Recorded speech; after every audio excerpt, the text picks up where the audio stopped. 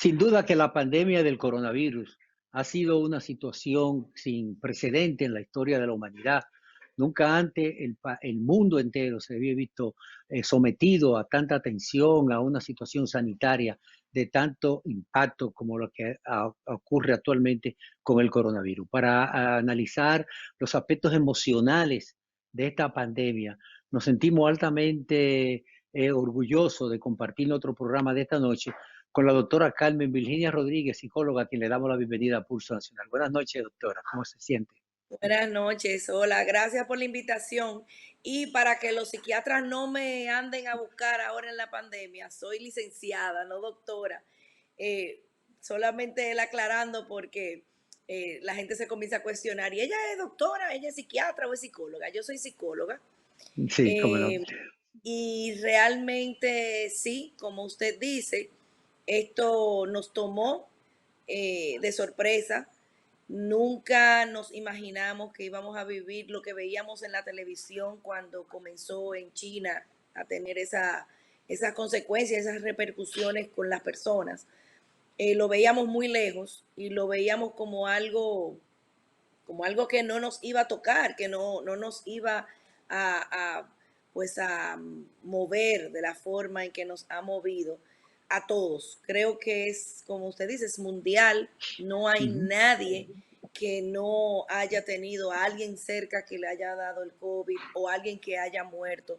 Yo precisamente ayer llenaba un estudio que está realizando un colega con España y era un cuestionario sobre eso, sobre las dinámicas y había no sé, alguien que le haya dado el COVID o alguien que haya estado hospitalizado o alguien que haya muerto. Y wow, me vi que contesté las tres, porque particularmente tengo personas cerca, algunas bastante cercanas, que han muerto. Otras bastante cercanas que han estado muy graves hospitalizadas y que gracias a Dios pues lograron sobrepasar pues la enfermedad. Eh, Creo que el mundo cambió. Creo que si no nos damos cuenta de que este cambio debemos de aprovecharlo positivamente dentro de todo lo que es la tragedia que implica, pues no hemos aprendido la lección de que esto vino a enseñarnos algo. Sí, El algo que que es haya propio de la sido conducta de la familia, gente. ah, perdón, Sí, algo muy propio de la conducta de la gente, sobre todo el dominicano, que su forma de saludar, un abrazo, un beso, se ha perdido y aparentemente se va a perder durante un tiempo. ¿Cómo está afectando esta pandemia emocionalmente? ¿Y cómo afecta el aislamiento a la persona? Que ahora es obligatorio. claro. Bueno, particularmente estoy viendo pacientes muy ansiosos.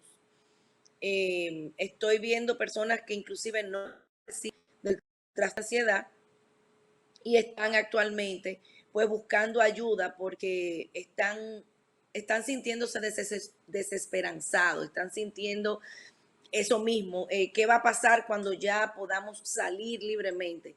Y eso que usted dice, particularmente del dominicano, que le encanta un besuqueadero y le encanta un abrazarse, y si no nos saludamos con un abrazo, aunque no conozcamos mucho a la persona, sentimos inclusive que estamos siendo mal educados.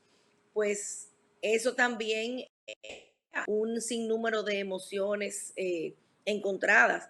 El hecho de que no podamos salir, aunque podamos salir mañana y libremente ir a abrazar a nuestra abuelita, o que no podamos ir a abrazar a personas que no pasaron la cuarentena con nosotros, definitivamente crea un sinnúmero de emociones y a veces no son muy placenteras en la gran mayoría. Es pensar en esta incertidumbre que a todos nos carga. Eh, y sí, vamos a tener que aprender, vamos a tener que replantearnos muchas cosas y de repente algo que pudiera sentimientos encontrados, por decirlo de alguna forma, es el que a partir de ahora, trancados, ¿verdad? Que estamos obligados a mantenernos en casa, comenzar desde ya a replantearnos qué quiero hacer, cómo el futuro obviamente es muy incierto en todos los sentidos. Yo, por ejemplo, hablando de mi propio caso, yo ayer contaba, tengo 39 días fuera de un consultorio donde colaboramos 17 profesionales. Entonces, cada uno tratando pues, de hacer lo suyo por esta nueva modalidad que se va a instaurar por mucho tiempo más, porque inclusive a partir de que nos den, ya vamos a decir, el permiso, que bajemos el miedo un poquito de salir, de relacionarnos a distancia y todo eso, hay personas que se van a quedar con esta modalidad por un tiempo, por ese miedo, que luego inclusive se puede convertir en irracional, porque hemos vivido una realidad. O sea, esto no nos lo estamos inventando. Entonces, creo que es un momento, yo diría, básicamente de replanteo, replantearse, ver la realidad, porque no positivo que seamos, por más que queramos ponerle empeño a que esto va a pasar, señores, es una realidad. Licenciada Rodríguez, este encaustramiento tan prolongado, ¿cómo va a afectar definitivamente a la persona emocionalmente? Mucha gente que ni siquiera tiene condiciones físicas o mentales ni padece ningún tipo de enfermedades. ¿Cómo lo afecta a la generalidad de la gente? En la parte emocional, obviamente hay un impacto. Eh, Hay un impacto ahora y va a permanecer, creo que por mucho tiempo más. Es una herida, vamos a decir, social que estamos viviendo todos y como herida, como tal, va a tomar su tiempo para sanar, para volver a confiar, para volver a tener confianza en allá afuera, que es ahora mismo la amenaza, y en nosotros mismos como entes productivos, como entes sociales. Pienso que vamos a durar un tiempo pues en este proceso, cuando ya todo esto, vamos a decir, comience a terminar, porque esto no va a terminar de un día para otro. Entonces, parte de eso que nos va a poder o que nos está sucediendo son, por ejemplo, esas ansiedades. Ujú. El dominicano, por ejemplo, que es muy alegre, que es muy físico, que es muy de contacto, el hecho de pensar en que estoy aquí afuera, pero ahora el relajo, que hay que saludarse con el codo, que la distancia social, eso va a permanecer. Eso, no, eso nos va a durar por un tiempo, pero el ímpetu está ahí, porque el dominicano no es noruego, el dominicano no es nórdico. Para los nórdicos Sí. esto va a ser algo como pan comido, pero esa parte de la afectividad donde nos estamos viendo y nos vamos a ver afectados, claro que va a traer pues sus consecuencias, vamos a decir, esos sentimientos encontrados. Eh, yo entiendo que una de las cosas que tenemos que comenzar y no permitirnos salir allá afuera a comenzar en ese momento es la parte de la aceptación. Ujú. Tenemos que aceptar que esto es una realidad y que todo esto cambió y que va a cambiar por un buen tiempo. Y cuidado, ¿Cómo, sí, cómo se trabaja esa perdón. aceptación, doctora? ¿Cómo se trabajaría esa aceptación? Ok, lo primero es entender. A nosotros aquí en la casa relajamos con algo que le hemos puesto el nombre de panic binging. En inglés eso es como consumo de pánico, pero como atracones de pánico. Entonces a veces decimos, ok, es hora del panic binging y ponemos todas las noticias, ponemos todo lo que dicen todos los locutores, todos los noticiarios Las redes sociales. y lo hacemos, perdón. Las redes sociales, las Y noticias, lo, sí. sí, las redes sociales. Entonces, obviamente, eso lo hacemos, lo comentamos, y, pero no estamos el día entero haciendo eso. Porque también ahora, el ver la realidad, el consumir información, vamos a decir, fiable, fuentes que estén documentadas, pues nos va dando ese sentido de la realidad actual, nacional y mundial. No confundir eso con pasarse eso. Nosotros le ponemos ese nombre del panic binging, pero hay personas que literalmente se pasan el día entero viendo todas las noticias de fuentes confiables y de no confiables. Es Eso una carga acelera emocional muy ese fuerte. muy Es una fuerte, carga claro que emocional muy sí, fuerte. Sí, sí. es muy fuerte. Sin embargo, tenemos que aprender a dosificar ese consumo de información, porque obviamente hay cosas que esto lo tenemos que manejar, saber, tenemos que conocer lo que está realmente pasando, eh, pero no entrar en que nos paralice totalmente. Entonces, una cosa es la aceptación, conocimiento de información adecuada y confiable, y la otra es ese consumo de pánico para entrar en esos atracones de todos los noticiarios, sean unos o sean otros. Yo tengo una paciente, por ejemplo, que me decía que tenía en su celular alarmas de los diferentes medios de comunicación cuando salía una información nueva. Entonces, claro, esta paciente entró en un estado de pánico porque cada medio minuto le entraban toda la cantidad de diferentes informaciones de todos lados.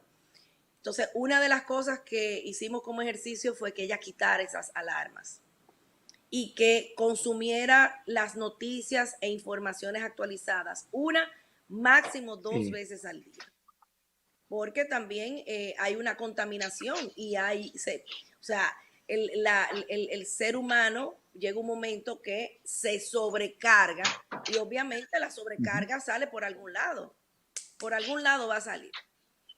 Entonces, es importante manejar información, aceptar la realidad, eso es por un lado. Y lo otro, parte de esta preparación y de fortalecimiento emocional es pensar cuáles son mis realidades de accionar, cuáles son las cosas que sí dependen de mí y de lo que yo puedo hacer.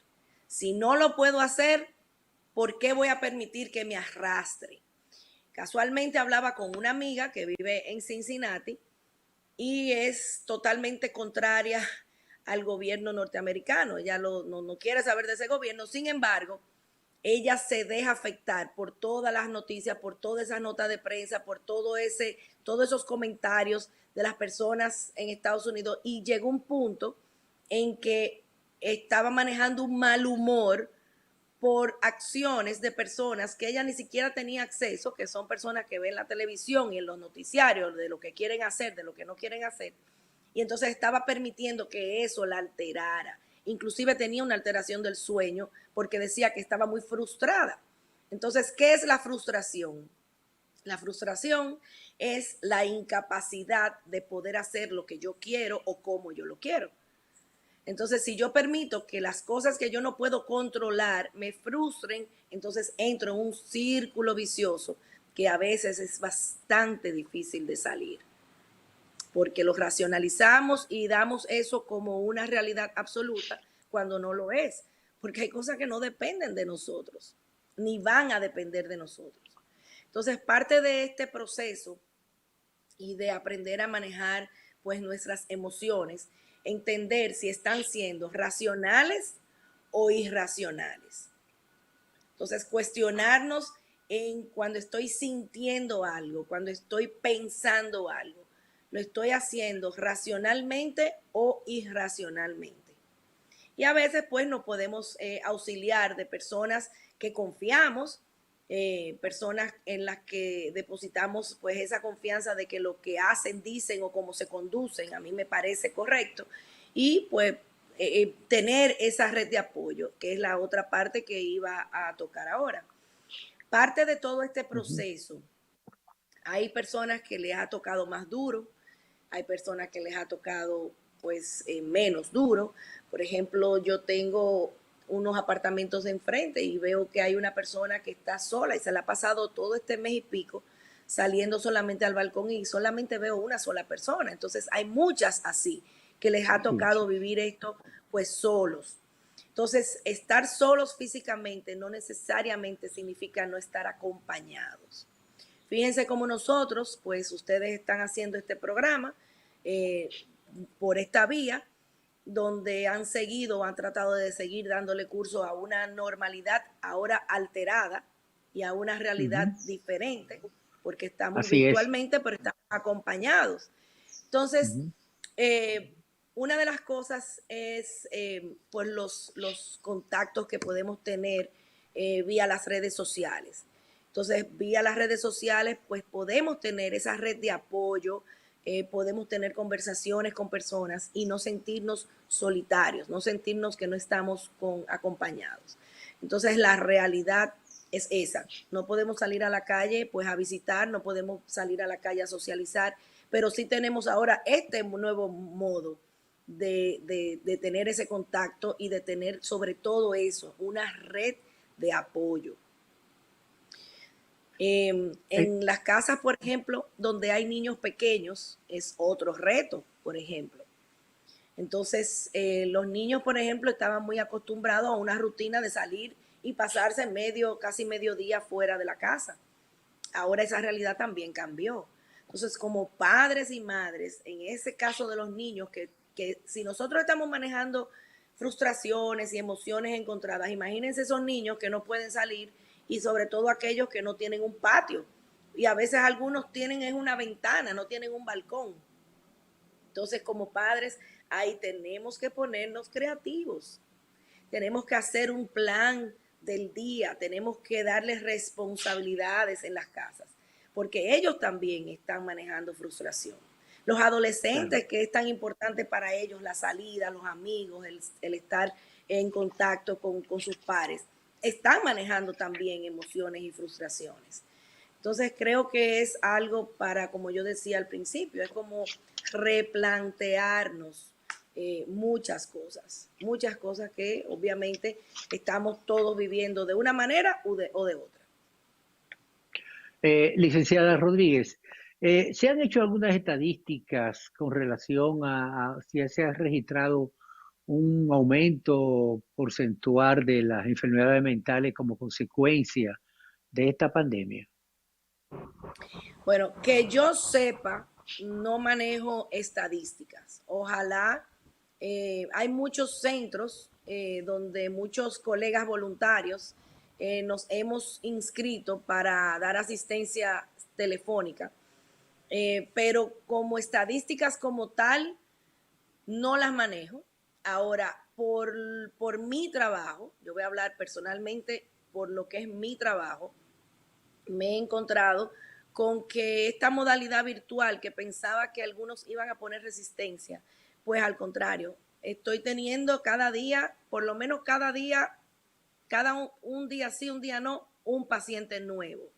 Obviamente, vamos a decir, mis pacientes, el grueso de mis pacientes, no son los que estoy viendo virtualmente, pero sí estoy, perdón, teniendo pacientes nuevos y son pacientes ansiosos. Son padres de niños o hiperactivos o ansiosos que están desesperados. Entonces, fíjate que la demanda o el llamado a una terapia virtual sí está siendo producto de esto. O sea, se han dado situaciones anteriores y obviamente este encierre pues ha exacerbado o la hiperactividad de los niños o las ansiedades o los miedos. Ojalá y esos centros que están dando ese apoyo telefónico o virtual, pues lleven unas estadísticas, porque sé que hay mucha demanda de ese grito de ayuda o de acompañamiento o de desahogo en este momento. pero como estadística como tal no las manejo ni sé quién lo puede estar haciendo. ¿Me escuchas, Carmen? Sí. ¿Sí? ¿Me escuchas, Carmen? Sí, Sí. pregunta, Ingrid, Carmen, quisiera pregunta. saber, ¿tú crees, según ya tu conocimiento y tu experiencia, piensas que se podría crear ya a mediados o al final de esta crisis del COVID-19 una crisis comunitaria? ¿Y tú crees que la República Dominicana estaría preparada a nivel de Estado, a nivel de profesionales? Creo que sí, pero a nivel de Estado, de recursos y demás, ¿estaría nuestro país preparado para alguna crisis ya comunitaria de toda esta situación del COVID?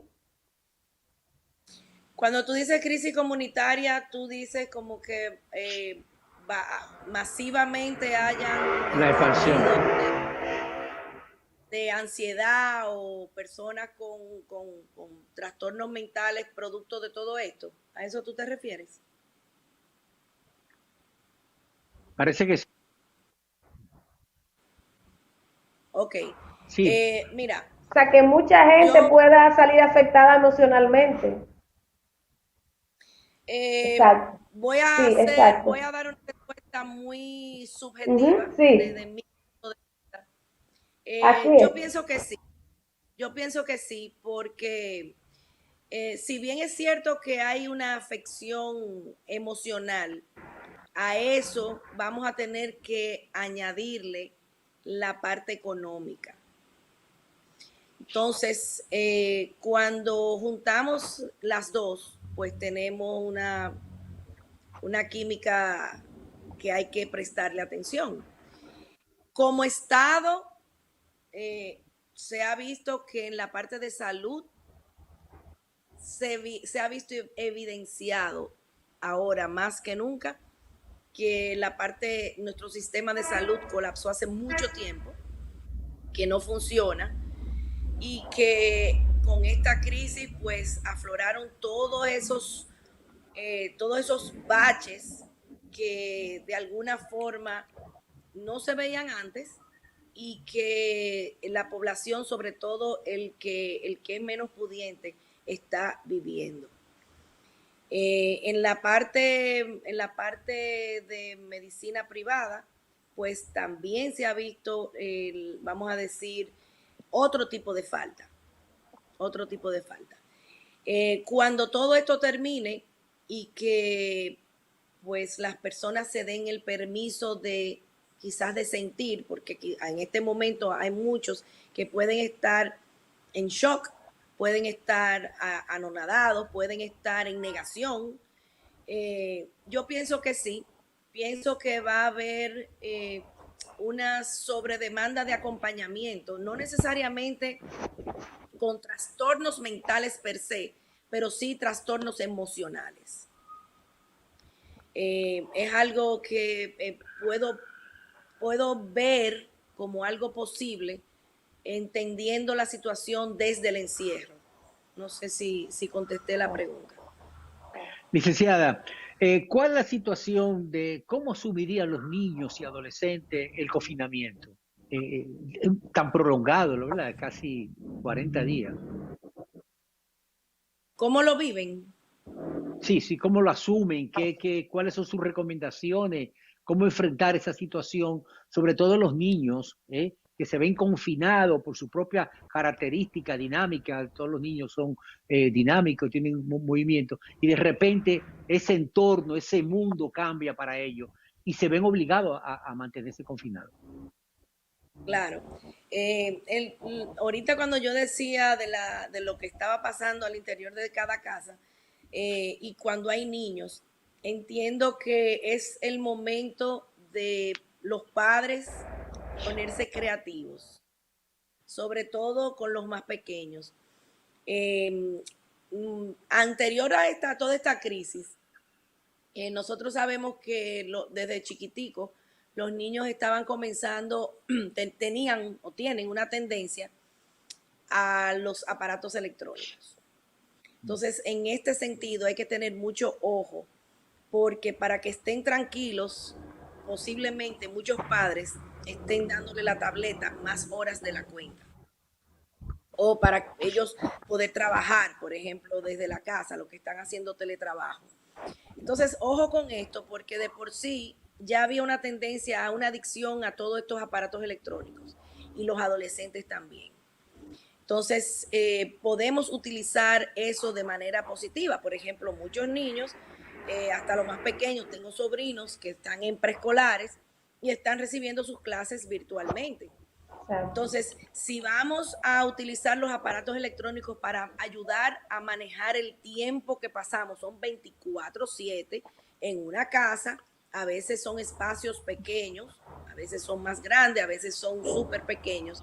Entonces, ahí es donde digo que los padres tienen que ponerse creativos. El otro día me mandaron una foto de un rompecabezas familiar que hicieron, por ejemplo, y eso les tomó como 5 horas a todos juntos, y ahí están haciendo Excelente. algo todos juntos, porque si papá y mamá están en Claro, la casa también y tienen un trabajo teletrabajo, tampoco el trabajo es hasta las 12 de la noche, hay un horario para trabajar, entonces claro. hay que dividir las actividades. Una de las cosas que se está recomendando es que se le haga una especie de horario de actividades, donde incluya el ocio, donde incluya la televisión, donde incluya las computadoras o los videojuegos, donde incluya el dibujar, el que incluya manualidades, el que incluya arreglo de áreas de la casa, los closets, la cocina, o sea, hacer como una especie de actividades. Pero yo escribí un artículo en esta semana y decía que una de las cosas que no podemos obligar de una forma inflexible es a que se cumpla un horario, estrictamente ese horario. Porque tenemos que recordar que se está manejando muchas emociones y mucha frustración y mucho aburrimiento, porque son ya 40 días casi que tenemos, todos. Así es. Entonces, de por sí, por ejemplo, los adolescentes viven con estoy aburrido. Imagínense ahora que no pueden salir. Entonces, muchos adolescentes están utilizando ellos hablan de Zoom Party, vamos a hacer un Zoom Party, y se reúnen con los amigos. Entonces, es como ver todas pues yo digo, cuáles son las oportunidades, cuáles son las alternativas que yo tengo dentro de mi casa y permitirlas. Si, por ejemplo, un adolescente se ha pasado muchas horas, no ni siquiera viendo videos ni viendo series, sino hablando o chateando con los amigos. ¿Cuál es el problema? Lo que más tenemos es tiempo. Lo que más hay ahora son horas en el día. Ahora, que se pase 24/7 pegado de un videojuego tiene otra connotación. Así es. Entonces, en vez de prohibirle las cosas, es darle oportunidades. Ok, por ejemplo, nosotros, yo pongo un ejemplo de mi familia, de mi dinámica, por lo menos una vez a la semana o 2 veces a la semana hacemos un barbecue, aunque sean los hamburgues, pero lo ponemos al barbecue. Entonces eso nos reúne a todos en el área donde está el barbecue.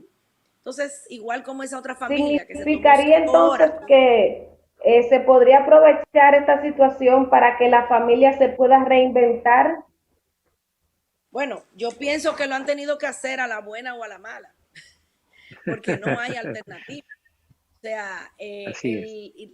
una de las cosas que sí hay que promover es la convivencia pacífica, porque no es menos cierto que se han incrementado pues las discusiones intrafamiliares, porque se está compartiendo 24/7. Se han incrementado a veces muchas peleas entre parejas, obviamente porque ahora se tienen inclusive otras funciones que antes no se hacían. Entonces, una de las cosas que tenemos, como tú dices, Ingrid, es que vamos a ver cómo podemos convivir y coexistir dentro de una misma casa 24 horas, 7 días a la semana, de la mejor manera posible. Porque, vuelvo y digo, no hay de otra. No hay de otra. Entonces, Bueno, es una buena oportunidad para que, eh, para eso, para hacer una revisión inclusive al interior de nosotros mismos. y ver cómo están mis relaciones familiares, cómo están inclusive mis relaciones de amistad. Si no tengo a nadie a quien llamar por Zoom, yo tengo que revisarme. Si yo no tengo a nadie a quien llamar por una videollamada o por un mensaje de WhatsApp y tener una conversación de WhatsApp con alguien por lo menos media hora, 15 minutos, es un buen momento para yo revisarme. ¿Qué está pasando? Entonces, obviamente en la casa hay muchas otras cosas que hacer. Yo hablo de mí, hablo de mi experiencia, de lo que estamos viviendo aquí, porque aquí somos 7. Entonces es bastante divertido las responsabilidades de los fregados, de las cocinas, de los regueros, etcétera, etcétera. Y cuando yo quiero, por ejemplo, tener un espacio, yo tengo muchas cosas. Yo tengo donde yo estoy, es mi oficina. Aquí yo veo pacientes, aquí yo tengo mi agenda, tengo mis libros, tengo todas las conexiones para que no se me descarguen los aparatos electrónicos. Yo no me tengo que mover de aquí. Pero cuando yo me quiero despegar y cuando yo me quiero desahogar o cuando no quiero pensar en nada, yo cojo mis libros de mandala y me pongo a dibujar. Entonces, yo creo que el confinamiento y lo que estamos viviendo nos toca a todos. La diferencia es cómo yo elijo vivirlo. Cómo yo elijo estar en esta realidad que no puedo controlar, ni puedo acelerar, ni puedo salir corriendo a poner pacientes en el consultorio, porque primero no van a ir y segundo no me voy a exponer. Entonces, hay que ser pacientes, esa es otra palabra, y hay que esperar, porque lo que va a pasar y en gran parte no depende de nosotros. De nosotros mismos. Yo creo que, claro, yo creo que ese es un planteamiento importante. Esto está pasando. ¿Cómo yo elijo pasarlo? Es una decisión. Entonces me puedo hacer el momento muy difícil con pensamientos negativos, con malas relaciones al interior de mi casa, con no querer compartir este momento, o ya sea mi rabia, mi frustración o mi felicidad con los que vivo, o me voy a hacer la vida más placentera en esto que definitivamente no puedo controlar. Sí, muchas gracias a la psicóloga licenciada Carmen Virginia Rodríguez por sus interesantes reflexiones. Muchas gracias, Carmen Virginia Rodríguez. Sobre esta situación que está viviendo el país y sobre las recomendaciones puntuales, cómo enfrentar este enclaustramiento que nos obliga a la epidemia del coronavirus. Así a ustedes, amigos, continuamos porque hay mucho más en Pulso Nacional.